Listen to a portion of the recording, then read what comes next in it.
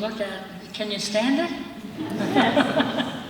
Okay, this is a video that I think really tells you another piece of Fred, what kind of a person he was. This was a video that Nick had him do.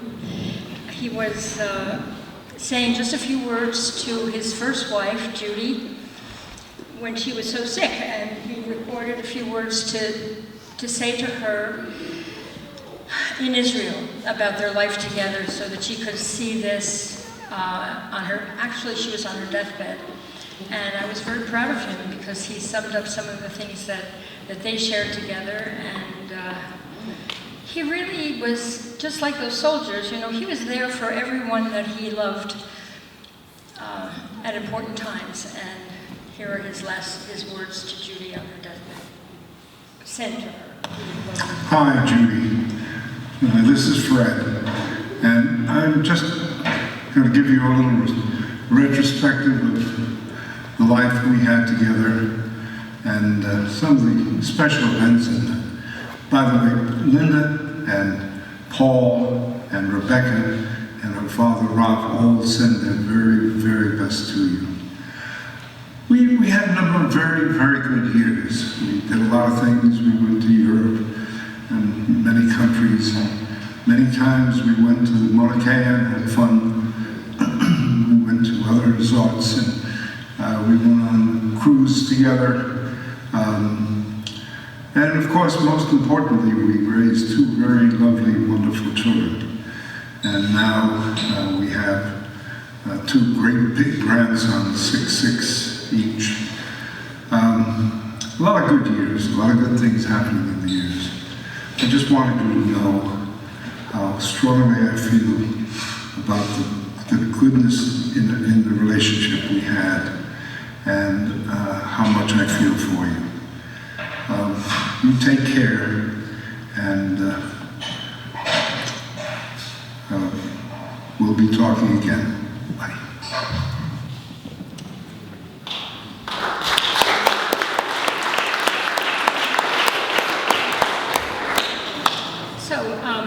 I'd just like to once again thank everyone, and I think all of you know how I feel. I'm not going to burden you with my feelings about Fred. We met when we both had interesting first marriages, and we found each other, and I think we found true love. We were very fortunate, and we were there for each other every step of the way. I felt a little bit guilty that we didn't spend as much time together as we could have in each of our single days. You know, he spent a lot of time in his study after he did all the things he had to do or felt he liked to do during the day, and I spent a lot of time doing other things. But as you heard from Nicholas, quiet time was very important to him. So he liked his time, his man time, in his study, watching his movies, his war movies, and his political shows. And I liked my time. So we worked it out, and we were two halves of a very wonderful whole in our home. So I'd like to open the mic up and start with my friend Suze, who's going to read something very short and very sweet that was sent to us in the mail. Suze, come on up. And then after that, I'd like to invite Jake Sampson to come up with Paul, if he could, for a couple of seconds. Suze, you have something beautiful to say. And Jake. So this is a lovely note that Linda received. Speak into the mic. Oh, here we go. Thank you. This is a lovely note that really supported Linda through the first days after losing Fred, and it was received from a very gentle man who is also a gentleman, just like Fred. Yes, and who understood Fred. And his name is Paul. Linda and the family, when we heard the news, we all felt a personal loss. Fred will always be remembered as a gracious man with a deeply kind heart, and he always greeted everyone with a smile. His taste was simple. He only wanted the best, and his eye for that was admirable.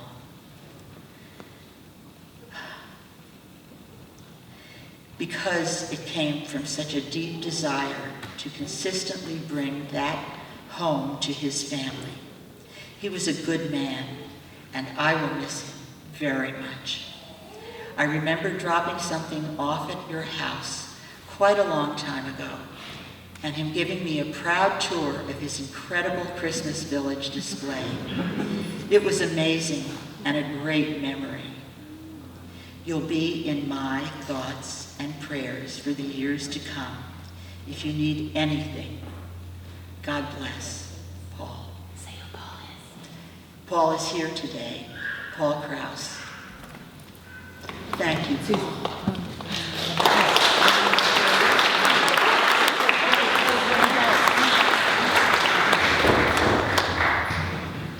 And now, if Jake Sampson,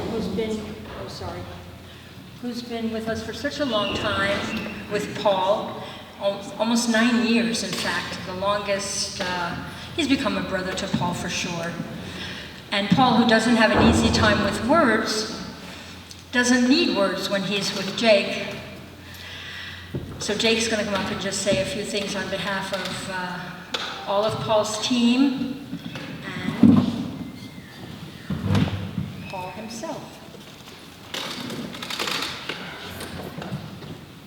Here's Paul and Jake, and also Andrew, who read the poem so eloquently that I felt Fred in the room.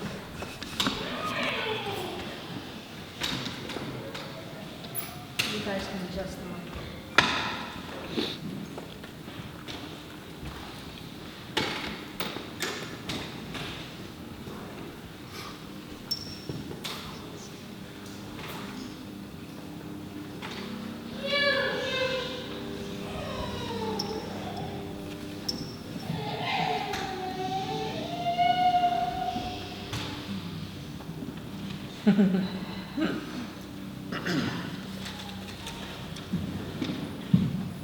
Though I've belted you and flayed you by the living God that made you, you're a better man than I am, Gunga Din.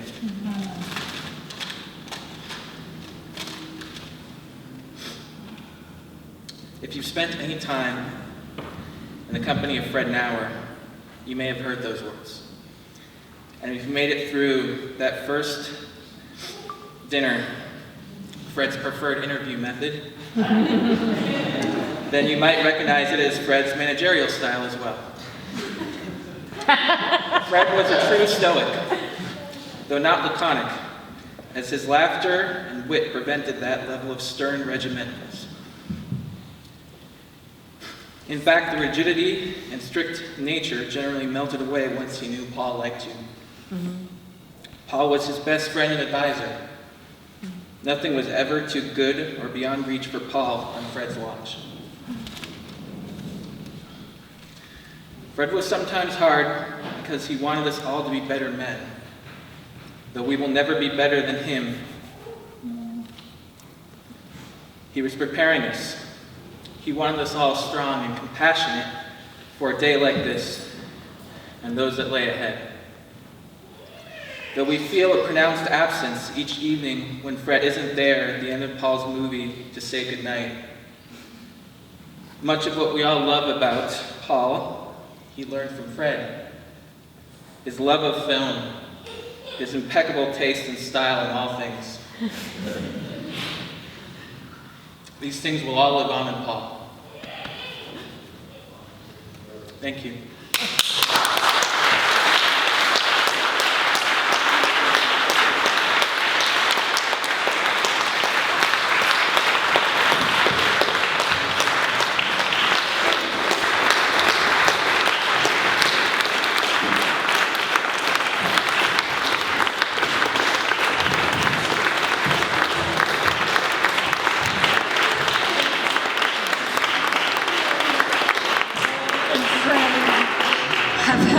To grow.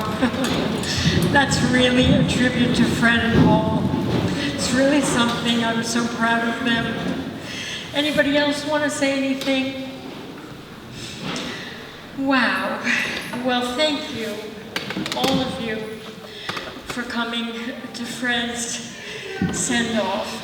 And there are just some snacks outside. And, you know, we really didn't know how to do this. And we didn't know what it would be like or how we could pull it off or anything. But, you know, I'm surprised that nobody said TMI. But we just wanted to make him feel honored. And I hope that we did that. Here's my manager. Fortunately, I have hoped that Claudia would come up and do a farewell song for Fred. And boy, that's really fabulous. I don't think she even needs mine. Probably not, right? Right. Great. Let's see. Yes, maybe. Thanks, Claudia. The love boat.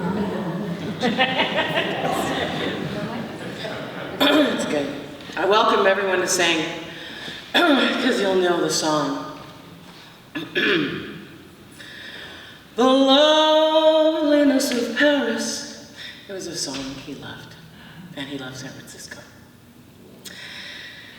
Seems somehow sadly gray. The glory that was Rome is of another day. I've been terribly alone and forgotten in Manhattan. I'm going home to my city by the bay. I left my heart in San Francisco,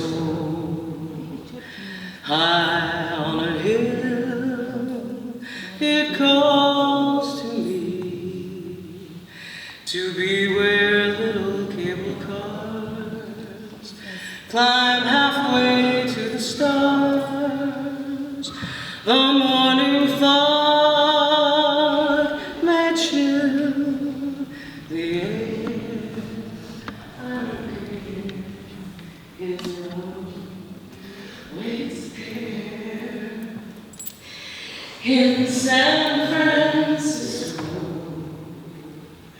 above the blue and windy sea. When I come home to you, San Francisco, your golden sun will shine for me.